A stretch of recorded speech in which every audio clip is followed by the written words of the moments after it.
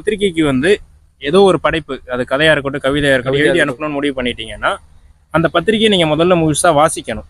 அதுல வந்து கவிதை நடை எப்படி இருக்கு, கதை நடை எப்படி இருக்கு, அல்லது மற்ற பகுதிகள் எப்படி இருக்குன்னு நீங்க வாசிக்க தான் அந்த நடை வந்து உங்களுடைய படைப்பு கதையா இருக்கட்டும் கவிதையா இருக்கட்டும் எழுதி அனுப்பணும் அப்படின்னு நீங்க முடிவு பண்ணிட்டீங்கன்னா அந்த பத்திரிகையை முதல்ல நீங்க வந்து வாசிக்கணும் நல்லா.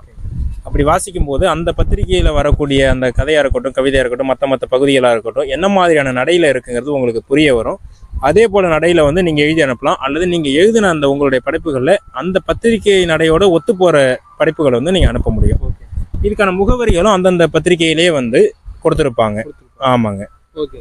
அதுக்கப்புறம் வந்து உங்களோட திறமைகளும் தமிழ்ல வந்து ரொம்ப கதைகள் எழுதுறீங்க. இதை தாண்டி அந்த நிமிடல் படம் ஜெயலலிதா மாரி பல விஷயங்களை வந்து உங்க ஊர்ல வந்து சில விஷயங்கள் பண்ணிருக்கீங்க. அந்த சோசியல் சர்வீஸ் மக்களுக்கான ஒரு விஷயம் வந்து உங்களுக்கான உரிமை கிடைக்காத மாதிரி நீங்க எதிர்த்து ஒரு குரல் கொடுக்குறீங்களே, அது எப்படி உங்களுக்கு வந்தது?